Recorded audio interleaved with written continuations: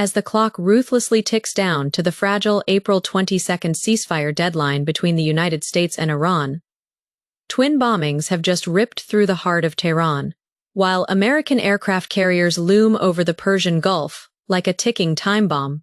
But while the world is hypnotized by the threat of a full-scale regional war and global oil prices threatening to violently shatter the $150 mark, are we completely missing the silent, catastrophic financial coup happening right under Washington's nose? What if the real battlefield isn't in the blood-stained waters of the Strait of Hormuz, but in the discreet diplomatic boardrooms of Beijing, where the very foundation of your wealth, your purchasing power, and the global reserve currency is being systematically dismantled? I am Eleanor Hayes, and welcome back to the Red Line Brief. Today, we are exposing the illusion of the Middle Eastern peace process and revealing how an unprecedented strategic pivot by regional powers is quietly locking the United States out of the next century's geopolitical order indeed.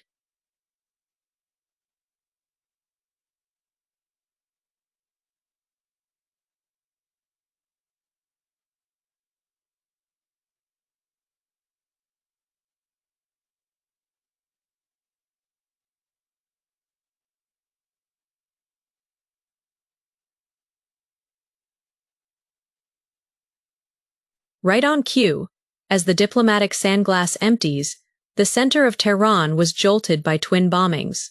The Iranian Revolutionary Guard was quick to label this the work of treasonous elements. But in the unforgiving arena of global geopolitics, we must look far beyond the immediate shrapnel and shattered glass. Why do these localized acts of violence almost inevitably erupt precisely when diplomatic stakes are at their absolute zenith? History offers a chilling and remarkably consistent roadmap. We only need to look back at the assassination of Anwar Sadat, or the destabilizing tremors that preceded the collapse of the Pahlavi dynasty, to understand that isolated explosions are rarely just localized tragedies. Consider the fatal shots fired in Sarajevo that ignited the First World War. These incidents are not mere accidents of timing. They are calculated, psychological shockwaves. They are engineered either to act as the bloody overture to a full-scale theater war, or to serve as a brutal psychological pressure tactic, explicitly designed to force a rival into submission just before they sit down at the negotiating table. While these covert operations play out in the streets, the overt physical chessboard is being loaded with an astonishing density of military hardware. The United States has surged tens of thousands of newly deployed troops into the surrounding theater, anchoring this massive footprint with 3 formidable aircraft carrier strike groups hovering menacingly near the Persian Gulf. To place this hard data into perspective, a single Nimitz-class or Ford-class carrier brings with it a crew of roughly 5,000 personnel and up to 90 advanced combat aircraft, shielded by a lethal flotilla of guided missile cruisers, destroyers, and attack submarines. This represents a staggering projection of power, carrying daily operational costs in the tens of millions of dollars. It is a terrifying mirror to the extreme brinkmanship witnessed during the 1962 Cuban Missile Crisis, widely regarded as the closest humanity has ever teetered toward nuclear annihilation. Simultaneously, the rhetoric out of Washington is oscillating wildly. Public statements fluctuate between dangling the promise of imminent peace, conveniently deployed when domestic voters demand lower gasoline prices, and threatening catastrophic retribution when appealing to hardline lobbying factions. However, seasoned global observers know better than to be distracted by the noise of political grandstanding. One must always track the movement of the heavy metal. The physical deployment of such massive maritime assets is the ultimate, undeniable expression of maximum pressure. Yet, within this highly combustible matrix, some actors are desperately attempting to strike a match, while others are working methodically to secure the safety valve. Factions deeply invested in continuous conflict view any diplomatic off-ramp as a fatal strategic loss, rendering them the most volatile variables in this entire equation. Like a heavy iron pendulum swinging mercilessly above a delicate glass chessboard, the sheer weight of these military deployments threatens to shatter the entire regional order the moment diplomacy stumbles. In the brutal calculus of modern statecraft, peace is never a benevolent gift bestowed by the powerful.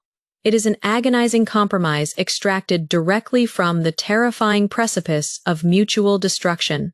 Furthermore, the turbulent waters of the Strait of Hormuz remain the most critical geopolitical choke point on the planet, serving as the ultimate nexus of vulnerability for global energy markets. Recently, the United States Central Command issued a stark declaration, asserting that a maritime blockade implemented in under 36 hours successfully severed 90% of Iranian maritime imports and exports, forcing commercial vessels to abruptly alter their courses. However, international legal experts and major media outlets have pointed out that under the framework of international maritime law, such a unilateral blockade of international waters operates in an extremely ambiguous, if not outright illegal, gray zone. It raises the uncomfortable question of where the demarcation line lies between policing global sea lanes and engaging in behavior that disrupts the very foundation of free global trade. In response, the geopolitical theater witnessed an immediate counter-threat. A senior military advisor to the Iranian leadership explicitly warned that if the United States insists on acting as the self-appointed maritime police in the strait, their naval assets will be actively targeted and sunk. While this is likely calculated rhetorical posturing rather than an imminent tactical reality during a ceasefire window, it underscores the volatile equilibrium in the region. We must view this objectively. Neither is the United States military an invincible monolith, nor does Iran possess limitless military resources to outright defeat a superpower in a conventional, protracted naval engagement. The true strength of a nation like Iran in this specific theater stems not from overwhelming offensive capabilities, but from the immense strategic leverage of its geographic positioning and its deep-rooted societal resilience against external pressure. To comprehend the gravity of this standoff, one must look at the hard mathematical reality of the Strait of Hormuz. This narrow waterway facilitates the transit of approximately 21 million barrels of oil every single day. That is roughly 21% of total global petroleum liquids consumption. When a blockade, or even the credible threat of one, becomes normalized, it creates what economists term an uncertainty premium. Currently, global crude oil prices are hovering around the $95 per barrel mark. Should the diplomatic negotiations fracture completely, leading to kinetic exchanges, leading financial institutions project that oil could aggressively breach the $150 per barrel threshold. Even a successful diplomatic resolution would unlikely return prices to their previous lows immediately, as damaged infrastructure requires substantial time and capital to repair. For a global economy just beginning to claw its way out of crippling inflationary cycles, a sudden spike in energy costs would be catastrophic, acting as a massive, regressive tax on global supply chains and consumer purchasing power. Moreover, transforming global choke points, whether the Strait of Hormuz, the Malacca Strait, or the Panama Canal, into geopolitical toll booths or execution blocks, sets a devastating precedent. It implies that the foundational rules of freedom of navigation on the high seas are disintegrating, replaced entirely by the raw, unvarnished law of the jungle. Within Iran's own domestic political landscape, a fascinating dichotomy is also playing out. The civilian government, tasked with managing the daily economic realities of inflation and basic resources, seeks practical diplomatic solutions, while the ideological and military echelons project uncompromising hardline rhetoric. This calculated internal strategy reveals a highly pragmatic underlying logic, demonstrating that behind the fiery public statements, there exists a profound willingness to negotiate if the terms guarantee national survival. Like a vital artery being slowly constricted by a sovereign tourniquet, the weaponization of the world's most critical energy corridor threatens to trigger a global economic cardiac arrest. Ultimately, a blockade built purely on raw naval supremacy might win the morning, but it is mathematically destined to lose the decade, rather than relying on sheer force. The contrast between military blockades and strategic diplomacy could not be sharper than in a highly unexpected scene that unfolded just yesterday morning. In the midst of extreme regional anxiety, with American naval assets idling ominously just over the horizon, the Iranian president made a completely unannounced public appearance at the headquarters of the Iranian Red Crescent Society. In a war-footing environment where leadership is acutely aware of the constant threat of decapitation strikes and targeted bombardments, stepping into the open is a profound political statement in itself. He was there to personally receive a shipment of humanitarian aid delivered by the Chinese diplomatic mission. While a few tons of medical supplies and grain might appear numerically insignificant when juxtaposed against the multi-billion-dollar military hardware parked in the Gulf, the political currency this exchange carries is immeasurable.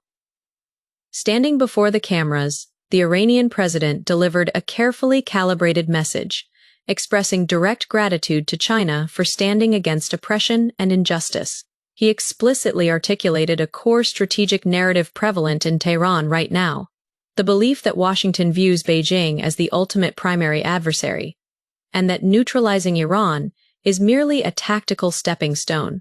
This perspective outlines a sequential containment strategy by the United States. First, securing influence over the oil flows of South America, then dominating the energy reserves of the Middle East, and thereby gaining absolute leverage over vital maritime choke points from the Strait of Hormuz to the Malacca Strait, all designed to eventually choke off China's global economic lifelines. However, this grand strategy relies on a critical, perhaps fatally flawed assumption that a single superpower can successfully manage multiple simultaneous geopolitical fronts without succumbing to sheer systemic overextension. History offers a harsh verdict on this approach. When a dominant power stretches its military and economic resources across too many global flashpoints, it inevitably invites structural collapse from within, much like historical hegemonies where the immense cost of garrisoning the world finally outstripped domestic economic productivity. Today, attempting to unilaterally dictate terms across Eastern Europe, the Middle East, and the Indo-Pacific concurrently, all while servicing a United States national debt that has aggressively breached the $34 trillion mark, is a mathematical equation that simply does not balance. Consequently, China is adopting a vastly different posture. Beijing is not directly arming combatants or encouraging regional powers to violently escalate the fray. Instead, it is executing a masterclass in soft power positioning. By delivering essential humanitarian aid and maintaining a stance of moral support precisely when the kinetic pressure is at its absolute highest, Beijing secures deep-rooted diplomatic capital that raw firepower can never purchase. Like a seasoned grandmaster placing a single unassuming pawn to completely paralyze an opponent's aggressive frontal assault, Beijing is demonstrating that the most devastating moves on the global board are often the quietest. The true measure of a superpower's endurance is rarely found in the sheer volume of missiles it can launch, but in the depth of the global trust it can systematically cultivate while its rivals relentlessly exhaust themselves swinging at shadows. This strategic realignment extends far beyond diplomacy. Indeed, the geopolitical tectonic plates are shifting not just on the physical battlefield, but deep within the global financial plumbing. Consider the strategic masterstroke recently executed by the United Arab Emirates. Right as the kinetic friction between Washington and Tehran reached a boiling point, the leadership of Abu Dhabi quietly arrived in Beijing. They did not travel there for simple diplomatic photo opportunities. They arrived to systematically rewire the economic architecture of the Middle East.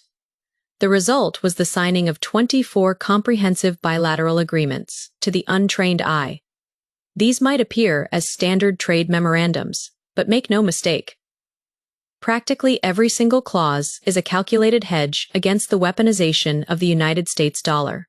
Historically, the United Arab Emirates has been one of the most reliable Western security partners in the Gulf. Yet, ambition fundamentally changes strategic calculations. Abu Dhabi envisions itself as the undisputed financial and logistical hub of the future. Capital, however, is a profound coward. It flees at the very first sign of regional instability, facing the terrifying prospect of a widespread conflagration, and recognizing the devastating vulnerability of their financial sector, which would be left completely hollowed out by a regional war. The Emirati leadership made a profound pivot. Among these newly minted agreements are mechanisms that strike directly at the foundational pillars of the petrodollar system. They established a framework for direct currency settlement between the Chinese yuan and the Emirati dirham, effectively eliminating the mandatory transit through the dollar.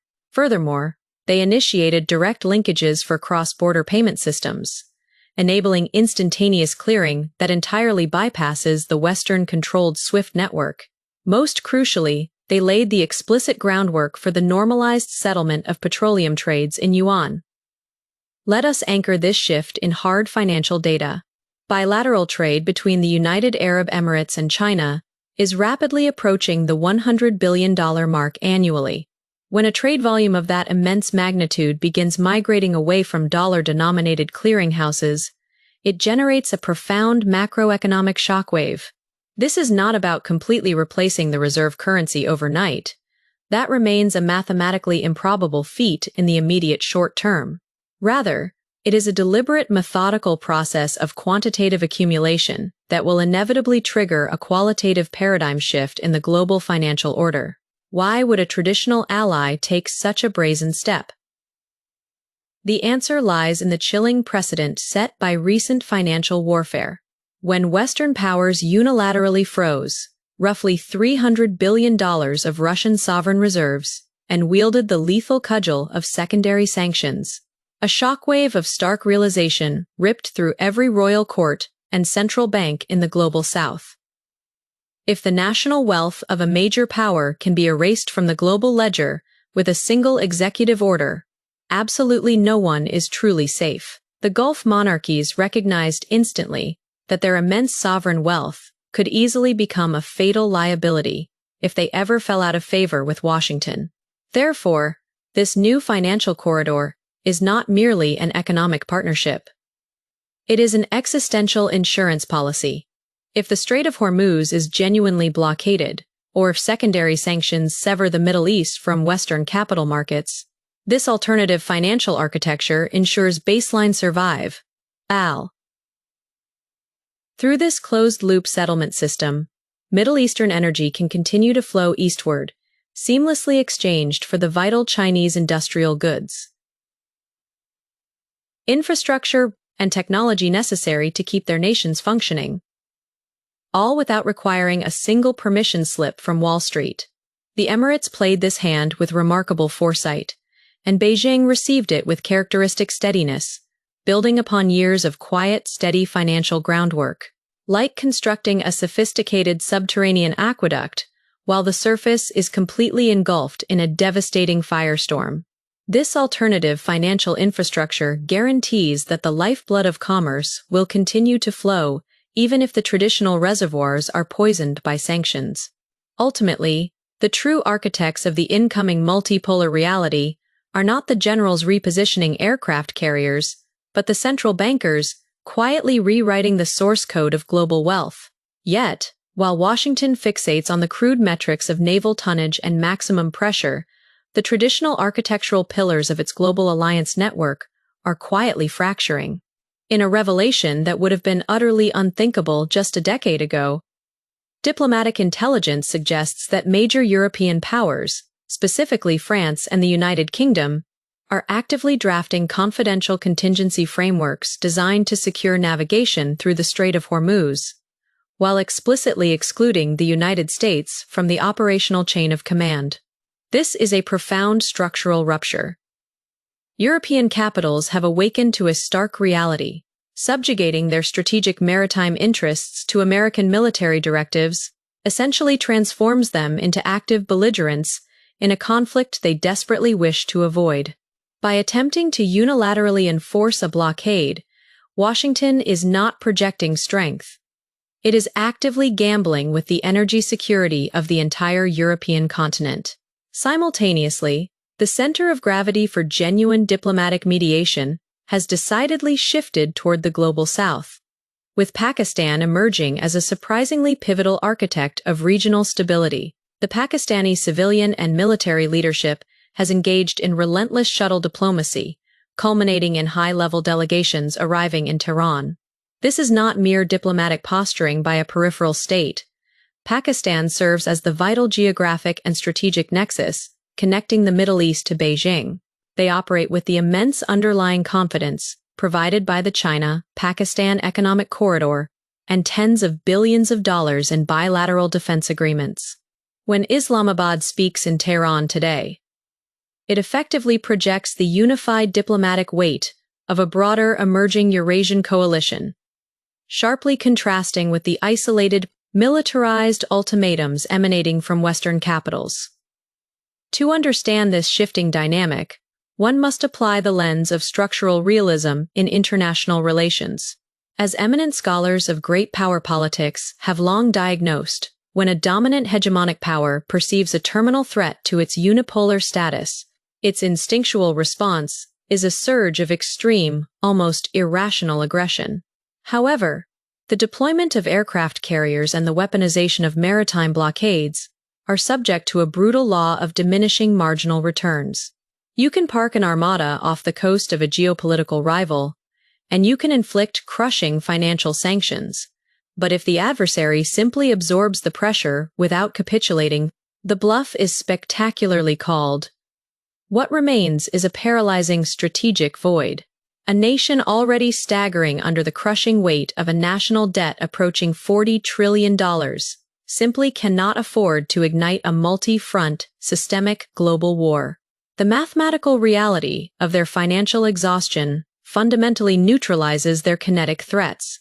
While one power continues to play a zero-sum game of militarized chess, obsessively focused on capturing pieces and tallying battlefield casualties, the emerging coalition, quietly anchored by Beijing, is playing a complex, elegant game of geopolitical Go. Instead, they are masterfully securing strategic positions, building resilient economic corridors, and cultivating indispensable alliances that organically render the opponent's military advantage entirely obsolete. Like a colossal, ancient fortress frantically reinforcing its heavy iron gates, the traditional order remains entirely blind to the reality that the very ground beneath its foundations is silently dissolving into sand. The ultimate irony of modern statecraft is that the harder a fading unipolar power tightens its militarized grip, the faster the multipolar reality slips completely through its fingers. Ultimately, the era of unilateral dictates, enforced down the barrel of a gun, is reaching its physical and economic limits. What we are witnessing is not merely a localized conflict over a strait, but the painful, real-time birth of a multipolar reality where diplomacy, financial sovereignty, and strategic patience outmaneuver raw firepower. As the world watches Beijing orchestrate a delicate balance among historical rivals, the ultimate question is no longer who possesses the largest military, but who can engineer the most resilient peace. If you found this geopolitical deep dive illuminating, make sure to like, subscribe, and share your thoughts in the comments below. Because the global map is being redrawn, and staying informed is your only defense.